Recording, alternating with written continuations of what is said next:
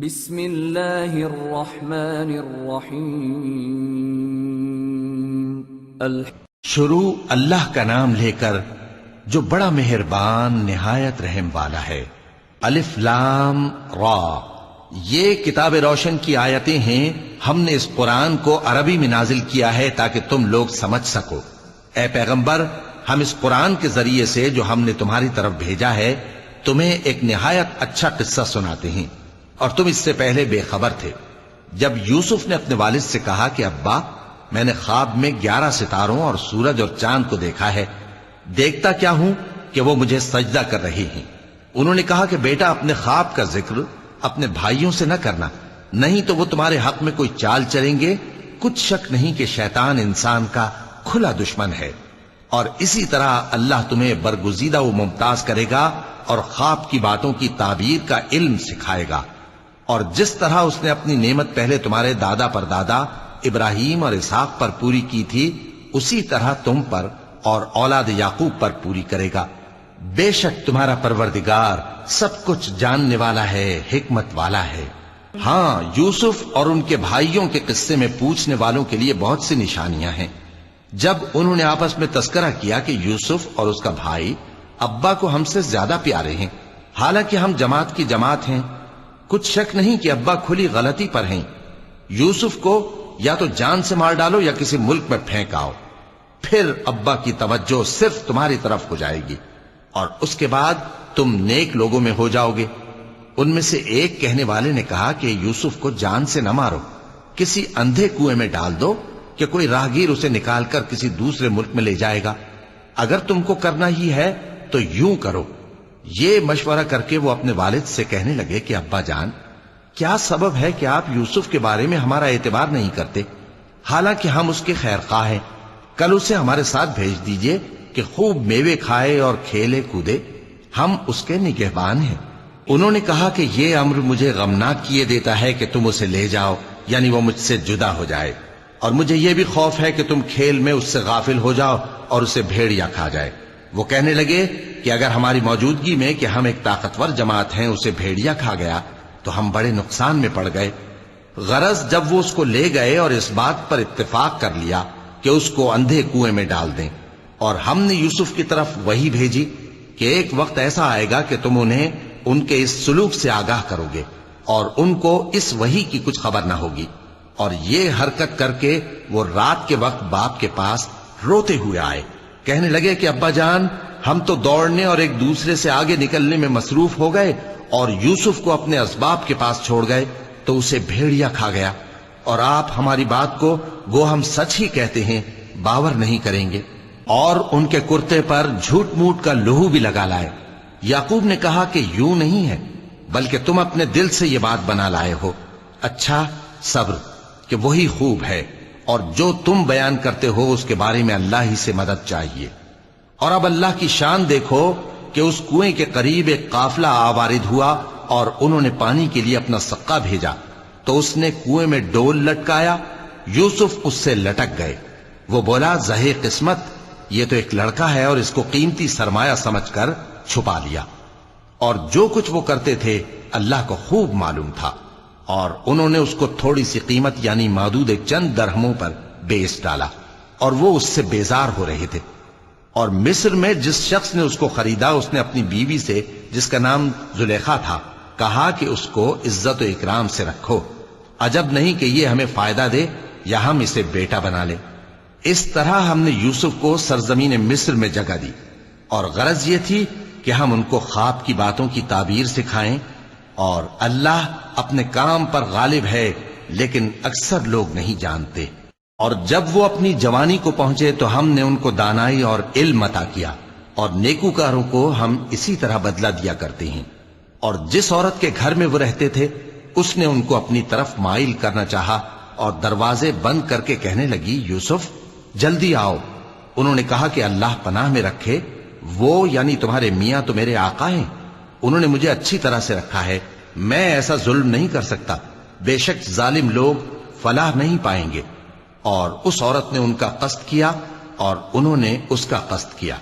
اگر وہ اپنے پروردگار کی نشانی نہ دیکھتے تو جو ہوتا سو ہوتا۔ یوں اس لیے کیا گیا کہ ہم ان سے برائی اور بے حیائی کو روک دیں. بے شک وہ ہمارے چنے ہوئے بندوں میں سے تھے.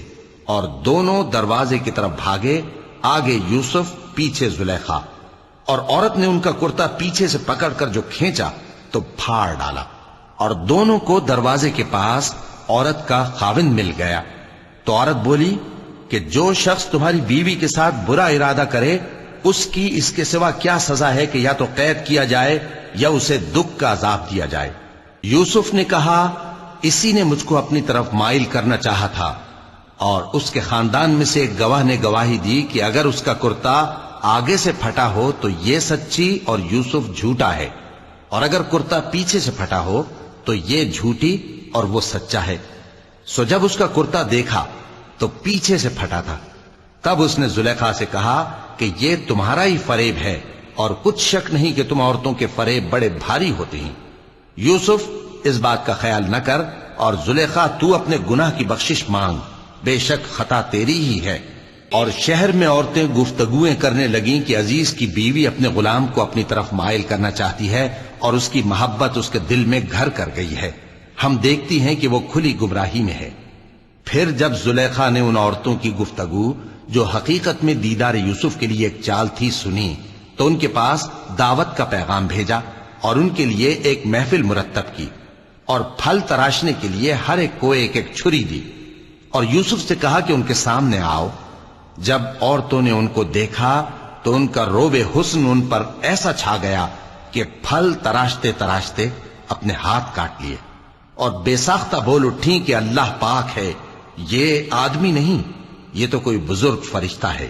زلیخا نے کہا تو یہ وہی ہے جس کے بارے میں تم مجھے تانے دیتی تھیں، اور بے شک میں نے اس کو اپنی طرف مائل کرنا چاہا مگر یہ بچا رہا. اور اگر یہ وہ کام نہ کرے گا جو میں اسے کہتی ہوں تو قید کر دیا جائے گا اور ذلیل ہوگا. یوسف نے دعا کی کہ پروردگار جس کام کی طرف یہ مجھے بلاتی ہیں اس کی نسبت مجھے قید پسند ہے، اور اگر تو مجھ سے ان کے فریب کو نہ ہٹائے گا تو میں ان کی طرف مائل ہو جاؤں گا اور نادانوں میں سے ہو جاؤں گا. پس ان کے رب نے ان کی دعا قبول کر لی اور ان سے عورتوں کا داؤں ٹال دیا. بے شک وہی تو سننے والا ہے، جاننے والا ہے. پھر باوجود اس کے کہ وہ لوگ ان کی بے گناہی کے نشان دیکھ چکے تھے، ان کی رائے یہی ٹھہری کہ کچھ عرصے کے لیے ان کو قید ہی کر دیں. اور ان کے ساتھ دو اور جوان بھی داخل زندہ ہوئے. ایک نے ان میں سے کہا کہ میں نے خواب دیکھا ہے، دیکھتا کیا ہوں کہ شراب کے لیے انگور نچوڑ رہا ہوں. دوسرے نے کہا کہ میں نے بھی خواب دیکھا ہے، میں یہ دیکھتا ہوں کہ اپنے سر پر روٹیاں اٹھائے ہوئے ہوں اور پرندے ان میں سے کھا رہے ہیں. تو ہمیں ان کی تعبیر بتا دیجئے کہ ہم تمہیں نیکوکار دیکھتے ہیں. یوسف نے کہا کہ جو کھانا تم کو ملنے والا ہے وہ آنے نہیں پائے گا کہ میں اس سے پہلے تم کو اس کی تعبیر بتا دوں گا. یہ ان باتوں میں سے ہے جو میرے پروردگار نے مجھے سکھائی ہیں. جو لوگ اللہ پر ایمان نہیں لاتے اور آخرت کا انکار کرتے ہیں میں نے ان کا مذہب چھوڑ دیا ہے، اور میں اپنے باپ دادا ابراہیم اور اسحاق اور یعقوب کے مذہب پر چلتا ہوں. ہمیں شایع نہیں ہے کہ کسی چیز کو اللہ کے ساتھ شریک بنائیں. یہ اللہ کا فضل ہے ہم پر بھی اور لوگوں پر بھی، لیکن اکثر لوگ شکر نہیں کرتے. اے میرے قید خانے کے رفیقو، بھلا کئی جدا جدا آقا اچھے یا اللہ جو اکیلا ہے سب پر غالب ہے. جن چیزوں کی تم اللہ کے سوا پرستش کرتے ہو وہ صرف نام ہی نام ہیں جو تم نے اور تمہارے باپ دادا نے رکھ لیے ہیں. اللہ نے ان کی کوئی سند نازل نہیں کی. سن رکھو کہ اللہ کے سوا کسی کی حکومت نہیں ہے. اس نے ارشاد فرمایا ہے کہ اس کے سوا کسی کی عبادت نہ کرو، یہی سیدھا دین ہے، لیکن اکثر لوگ نہیں جانتے. اے میرے قید خانے کے رفیقو، تم میں سے ایک جو پہلا خواب بیان کرنے والا ہے وہ تو اپنے آقا کو شراب پلایا کرے گا، اور جو دوسرا ہے وہ سولی دیا جائے گا اور پرندے اس کا سر نوچ کھائیں گے. جو بات تم مجھ سے پوچھتے تھے وہ فیصل ہو چکی ہے. اور ان دونوں میں سے جس کی نسبت یوسف نے خیال کیا کہ وہ رہائی پا جائے گا اس سے کہا کہ اپنے آقا سے میرا ذکر بھی کر دینا. پھر شیطان نے اسے ان کا اپنے آقا سے ذکر کرنا بھلا دیا اور یوسف کئی برس قید خانے ہی میں رہے. اور بادشاہ نے کہا کہ میں نے خواب دیکھا ہے، دیکھتا کیا ہوں کہ 7 موٹی گائیں ہیں جن کو 7 دبلی گائیں کھا رہی ہیں. اور 7 خوشے سبز ہیں اور 7 خشک۔ اے درباریو، اگر تم خوابوں کی تعبیر دے سکتے ہو تو مجھے میرے خواب کی تعبیر بتاؤ۔ انہوں نے کہا، یہ خواب تو پریشان خیالی سے ہیں اور ہمیں ایسے خوابوں کی تعبیر نہیں آتی۔ اور وہ شخص جو دونوں قیدیوں میں سے رہائی پا گیا تھا اور جسے مدت کے بعد وہ بات یاد آ گئی، بول اٹھا کہ میں آپ کو اس کی تعبیر لا بتاتا ہوں، مجھے قید خانے جانے کی اجازت دیجیے۔ غرض وہ یوسف کے پاس آیا اور کہنے لگا، یوسف، اے بڑے سچے یوسف، ہمیں اس خواب کی تعبیر بتائیے کہ 7 موٹی گایوں کو 7 دبلی گائیں کھا رہی ہیں اور 7 خوشے سبز ہیں اور 7 سوکھے، تاکہ میں لوگوں کے پاس واپس جا کر تعبیر بتاؤں۔ عجب نہیں کہ وہ تمہاری قدر جانے۔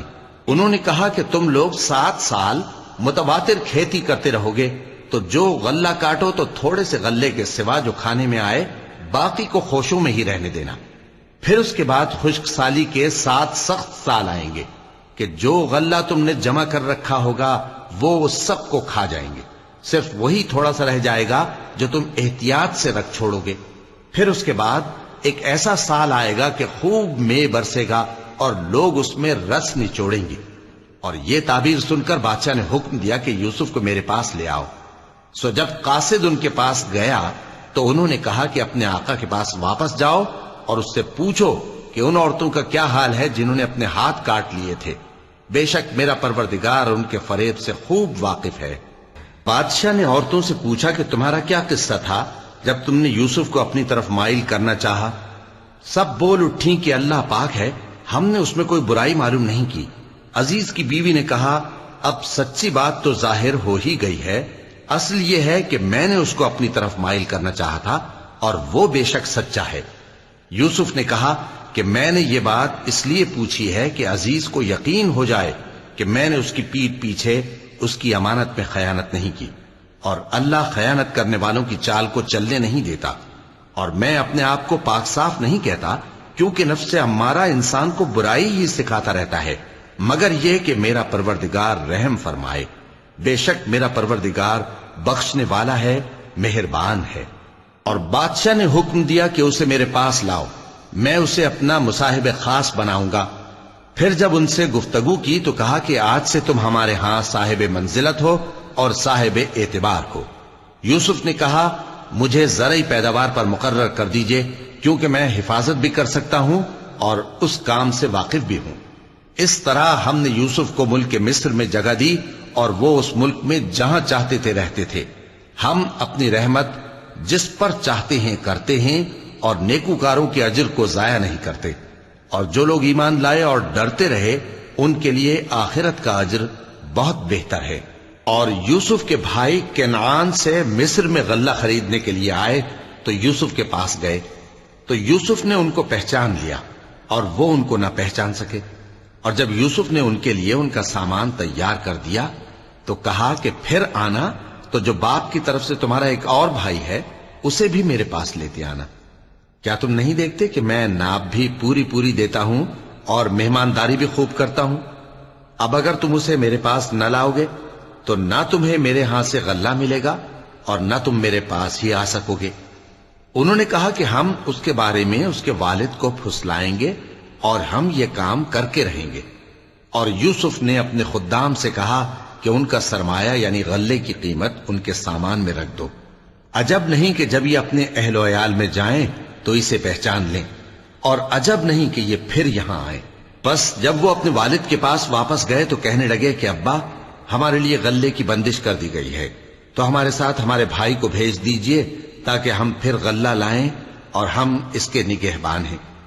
یعقوب نے کہا کہ میں اس کے بارے میں تمہارا اعتبار نہیں کرتا، مگر ویسا ہی جیسا پہلے اس کے بھائی کے بارے میں کیا تھا، سو اللہ ہی بہتر نگہبان ہے اور وہ سب سے زیادہ رحم کرنے والا ہے۔ اور جب انہوں نے اپنا اسباب کھولا تو دیکھا کہ ان کا سرمایہ واپس کر دیا گیا ہے۔ کہنے لگے، ابا ہمیں اور کیا چاہیے؟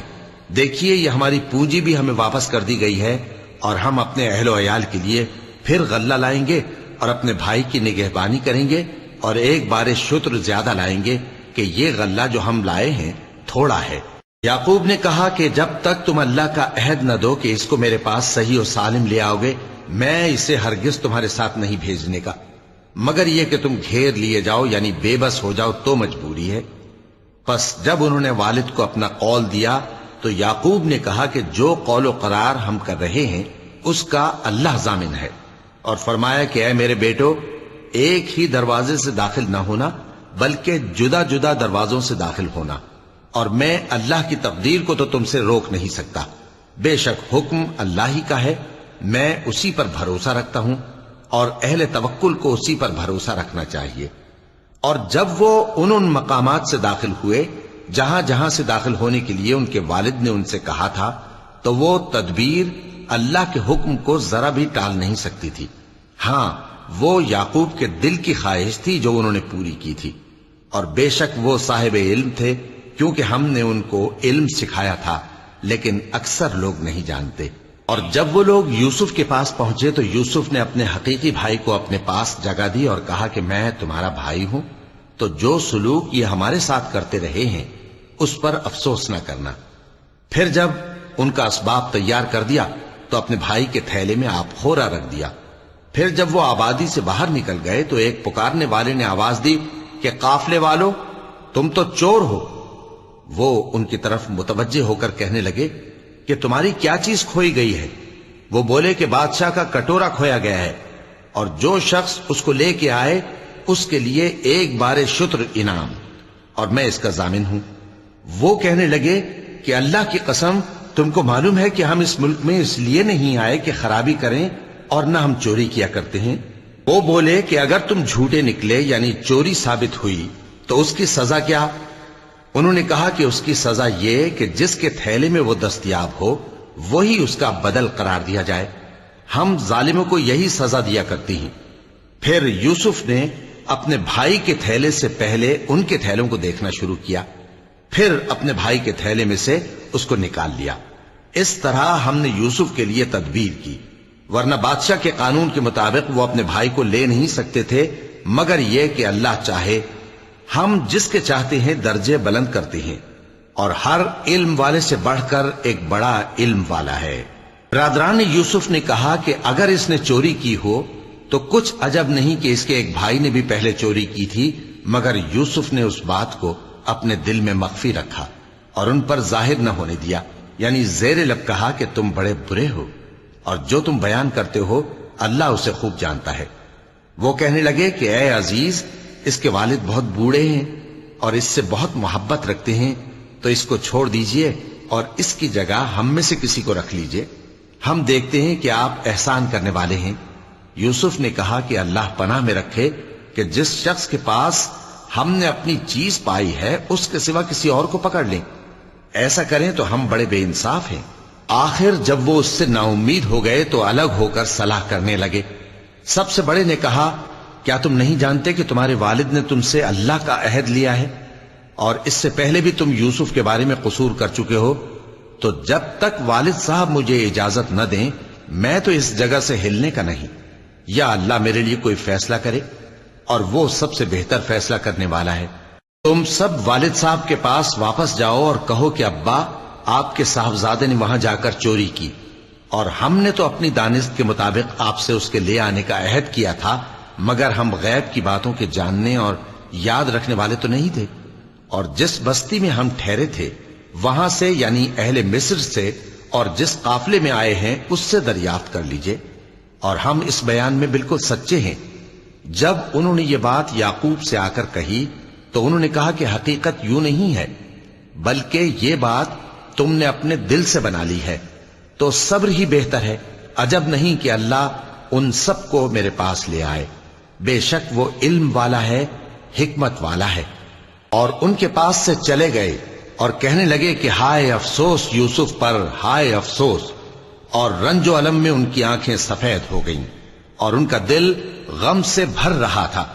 بیٹے کہنے لگے کہ واللہ آپ تو یوسف کو اسی طرح یاد ہی کرتے رہیں گے یہاں تک کہ آپ گھل جائیں گے یا جان ہی دے دیں گے۔ انہوں نے کہا کہ میں تو اپنے غم و اندوہ کا اظہار اللہ سے کرتا ہوں، اور اللہ کی طرف سے وہ باتیں جانتا ہوں جو تم نہیں جانتے۔ اے بیٹو، یوں کرو کہ ایک دفعہ پھر جاؤ اور یوسف اور اس کے بھائی کو تلاش کرو، اور اللہ کی رحمت سے نا امید نہ ہونا بلکہ اللہ کی رحمت سے تو کافر لوگ ہی نا امید ہوا کرتے ہیں۔ پھر جب وہ یوسف کے پاس گئے تو کہنے لگے کہ اے عزیز، ہمیں اور ہمارے اہل و عیال کو بڑی تکلیف ہو رہی ہے اور ہم یہ تھوڑا سا سرمایہ لائے ہیں، آپ ہمیں اس کے عوض پورا غلہ دے دیجئے اور ہم پر خیرات کیجئے کہ اللہ خیرات کرنے والوں کو ثواب دیتا ہے۔ یوسف نے کہا، تمہیں معلوم ہے کہ جب تم نادانی میں پھنسے ہوئے تھے تو تم نے یوسف اور اس کے بھائی کے ساتھ کیا کیا تھا؟ وہ بولے، کیا واقعی تم ہی یوسف ہو؟ انہوں نے کہا، ہاں میں یوسف ہوں، اور بن یامین کی طرف اشارہ کر کے کہنے لگے، یہ میرا بھائی ہے، اللہ نے ہم پر بڑا احسان کیا ہے۔ جو شخص اللہ سے ڈرتا اور صبر کرتا ہے تو اللہ نیکوکاروں کا اجر ضائع نہیں کرتا۔ وہ بولے، اللہ کی قسم، اللہ نے تم کو ہم پر فضیلت بخشی ہے اور بے شک ہم خطا کار تھے۔ یوسف نے کہا کہ آج کے دن تم پر کوئی ملامت نہیں، اللہ تم کو معاف کرے اور وہ سب سے بڑھ کر رحم کرنے والا ہے۔ یہ میرا کرتا لے جاؤ، پھر اسے والد صاحب کے منہ پر ڈال دینا تو وہ بینا ہو جائیں گے، اور اپنے تمام اہل و عیال کو میرے پاس لے آؤ۔ اور جب قافلہ مصر سے روانہ ہوا تو ان کے والد کہنے لگے کہ اگر مجھ کو یہ نہ کہو کہ بوڑھا بہک گیا ہے تو مجھے تو یوسف کی بو آ رہی ہے۔ وہ بولے کہ واللہ آپ اسی قدیم غلطی میں مبتلا ہیں۔ مگر جب خوشخبری دینے والا آ پہنچا تو اس نے کرتا ان کے منہ پر ڈال دیا، سو وہ بینا ہو گئے اور بیٹوں سے کہنے لگے، کیا میں نے تم سے نہیں کہا تھا کہ میں اللہ کی طرف سے وہ باتیں جانتا ہوں جو تم نہیں جانتے؟ بیٹوں نے کہا کہ ابا، ہمارے لیے ہمارے گناہ کی مغفرت مانگیے، بے شک ہم خطا کار تھے۔ فرمایا، میں اپنے پروردگار سے تمہارے لیے بخشش مانگوں گا، بے شک وہ بخشنے والا ہے، مہربان ہے۔ پھر جب یہ سب لوگ یوسف کے پاس پہنچے تو انہوں نے اپنے والدین کو اپنے پاس جگہ دی اور کہا، مصر میں داخل ہو جائیے، اللہ نے چاہا تو امن و امان سے رہیے گا۔ اور اپنے والدین کو تخت پر بٹھایا اور سب ان کے آگے سجدے میں گر پڑے۔ اور اس وقت یوسف نے کہا، ابا جان، یہ میرے اس خواب کی تعبیر ہے جو میں نے پہلے بچپن میں دیکھا تھا۔ میرے پروردگار نے اسے سچ کر دیا اور اس نے مجھ پر بہت سے احسان کیے ہیں کہ مجھ کو قید خانے سے نکالا، اور اس کے بعد کہ شیطان نے مجھ میں اور میرے بھائیوں میں فساد ڈال دیا تھا، آپ کو گاؤں سے یہاں لایا۔ بے شک میرا پروردگار جو چاہتا ہے تدبیر سے کرتا ہے، وہ علم والا ہے، حکمت والا ہے۔ جب یہ سب باتیں ہو لیں تو یوسف نے اللہ سے دعا کی کہ اے میرے پروردگار، تو نے مجھ کو حکومت سے نوازا اور خوابوں کی تعبیر کا علم بخشا۔ اے آسمانوں اور زمین کے پیدا کرنے والے، تو ہی دنیا اور آخرت میں میرا کارساز ہے۔ تو مجھے دنیا سے اپنی اطاعت کی حالت میں اٹھائیو اور آخرت میں اپنے نیک بندوں میں داخل کیجو۔ اے پیغمبر، یہ اخبار غیب میں سے ہیں جو ہم تمہاری طرف بھیجتے ہیں۔